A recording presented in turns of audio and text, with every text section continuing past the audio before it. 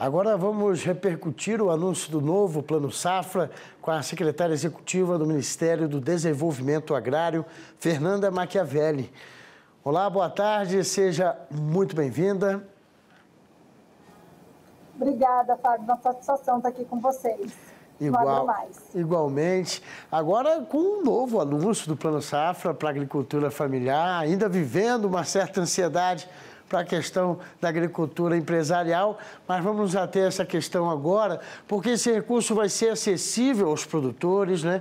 E qual o impacto que podemos esperar na produção de alimentos, uma vez que até a gente está com uma inflação um pouco descompassada, mas esse plano promete talvez ser um incentivo a isso, né? A questão da produção, principalmente dos itens da cesta básica.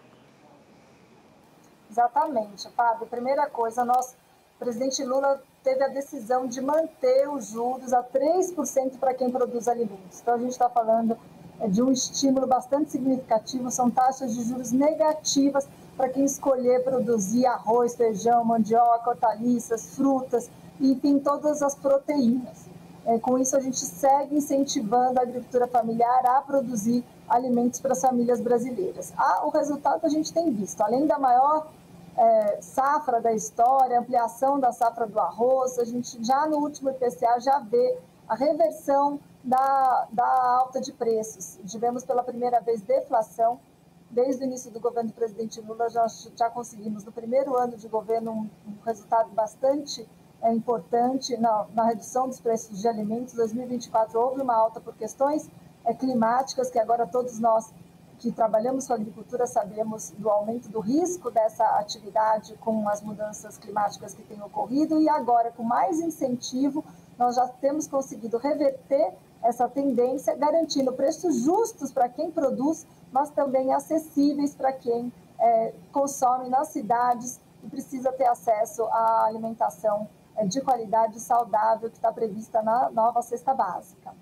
Aí, algumas novidades, né, que eu trouxe o Plano Safra. Nesse caso, eu posso citar esse estímulo à agroecologia, né, a questão de se preservar mais o ambiente onde tem o plantio e preservação do solo, tem sistema irrigado. Quer dizer, eu acho que é interessante, isso também estimula a produção de orgânicos, o que traz já a alusão, né, de uma questão mais de alimentação saudável, que é tão importante em algumas comunidades. Exatamente. A gente está no ano da COP30 e nada mais importante do que mostrar que a agricultura familiar está no centro da solução climática. Já tem um modo de produção que é muito mais sustentável, porque preserva os recursos naturais, preserva a nossa biodiversidade. E as medidas que estão colocadas nesse plano Safra, elas visam incentivar ainda mais esse papel. Ou seja, temos uma linha nova para adaptação às mudanças climáticas. Hoje, convivência com o semiárido consegue sendo uma questão no Nordeste brasileiro, mas a gente também tem que aprender a conviver com as mudanças que ocorrem nos outros biomas. Então, nós fizemos já uma linha de crédito pensando nisso. Também permitimos no Pronaf B, que é o microcrédito rural, um valor de R$20 mil, com juros de 0,5% ao ano e rebate de 25% a 40% para quem paga em dia, uma linha de agroecologia, ou seja, apoiar quem quer produzir em sistemas mais sustentáveis com insumos biológicos. Fizemos também uma linha específica para quintais produtivos que também são agroecológicos, que são iniciativas das mulheres rurais de fazer produção de alimentos, de plantas medicinais, condimentares, aromáticas, criação de pequenos animais ali em volta da propriedade, que é uma coisa muito usual, né, em várias regiões do nosso país. Então, a gente está apoiando também com uma linha de microcrédito subsidiada, com 0,5% de juros ao ano até R$20 mil. E aí seguimos com o Pronaf Bioeconomia, com o Pronaf Florestas, né, que também tem taxas de juros bastante reduzidas, para quem quer produzir com sistemas agroflorestais, fazer uma recuperação, uma restauração da sua propriedade com variedades produtivas e nativas, além de financiar, por exemplo, formas de irrigação que visem ter acesso à água de forma também sustentável, muitas vezes por meio da energia fotovoltaica, mas assim, variando as possibilidades, as necessidades, customizando de acordo com a necessidade de cada agricultor no seu bioma, no seu território específico. Fernanda, outro item trazido com esse plano safra, que eu acho que pode dividir opiniões, né? Tem gente que acha que deveria haver um estímulo maior de fertilizantes, né? E esse programa traz uma situação de estímulo aos bioinsumos, a desacreditar essa questão de que somos apenas dependentes de insumos químicos. Pelo contrário, né? Parece que o programa quer justamente trabalhar com essa situação de que na agricultura familiar é possível produzir o próprio fertilizante, né, natural.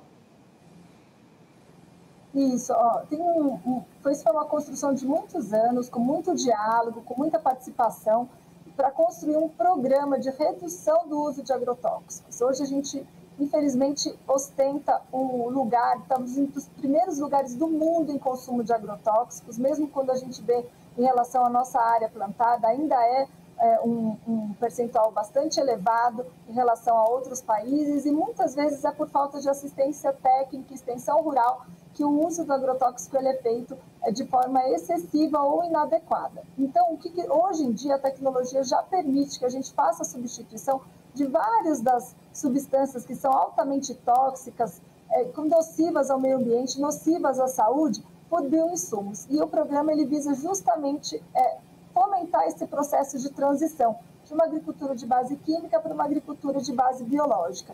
E como que ele vai fazer isso? Né? Fomentando a pesquisa e inovação, oferecendo assistência técnica e extensão rural, estimulando, aumentando o monitoramento e a fiscalização dos resíduos de agrotóxicos que têm ficado no meio ambiente e nos alimentos, envolvendo o Ministério da Agricultura, que passa a reanalisar várias moléculas para verificar se elas continuam adequadas, incentiva a substituição desses agrotóxicos que são mais nocivos por variedades menos tóxicas ou justamente pelos bioinsumos, que é o nosso maior intuito, né? Conseguir fazer uma transição gradual, voluntária dos agricultores para que cada vez mais nós tenhamos produção de alimentos saudáveis que chegam nas mesas dos brasileiros sem veneno, né? Sem resíduos de veneno. E aí esse é um grande objetivo compartilhado e que a gente vai fazer de forma dialogada com a sociedade civil, com os produtores, com a indústria, com as agropecuárias que fornecem esses insumos, de forma tal que a gente consiga fazer uma transição para uma agricultura cada vez mais agroecológica no nosso país. Antes da gente encerrar, eu acho interessante a gente trazer aqui na nossa conversa essa questão também de aumentar os estoques públicos, né? Por exemplo, do arroz. A gente sabe também que os produtores, em particular ali na região sul, criticam bastante essa medida, porque eles são grandes fornecedores desse tipo de alimento, então eles alegam que teriam prejuízos. Como é que é possível equilibrar, balancear essa situação para que garanta esse tipo de alimentação a um baixo custo? Olha, na verdade, atualmente são os produtores de arroz que têm nos procurado aqui no governo federal, solicitando que a gente compre o arroz para formar o estoque. O que aconteceu foi que no ano passado o governo federal disponibilizou 1 bilhão para a compra de arroz, fizemos contratos de opção, lançamos, somente conseguimos firmar 100 milhões em contratos e tudo isso a um preço de mais de R$80. Agora o preço já está chegando a 65 e agora que os produtores gostariam de fazer a venda, eles não podem, porque eles não firmaram um contrato de opção à época. Então, eles nos solicitaram para que agora nós lancemos novos contratos de opção, porque eles já verificaram que a nossa análise econômica estava correta. O preço do arroz ele estava muito alto no ano passado, mas a previsão dessa safra já apontava para um novo patamar de preços dessa vez e, portanto, firmar o acordo de opção seria muito vantajoso. Se o preço estivesse mais alto, eles poderiam vender para o mercado. Se estivesse mais baixo, eles teriam vendido para a Conab agora e não estariam com esse excesso de estoques como estão agora os produtores no Rio Grande do Sul. Nós fizemos esse diálogo e a gente está viabilizando uma compra de arroz, agora nesse momento que os preços estão mais baixos, justamente para dar vazão para esse estoque adicional dos produtores, né, esse excesso de produção, conseguir então garantir um estoque para o ano que vem e ao mesmo tempo apoiar o setor produtivo que está vivenciando agora esse desequilíbrio entre oferta e demanda desse produto.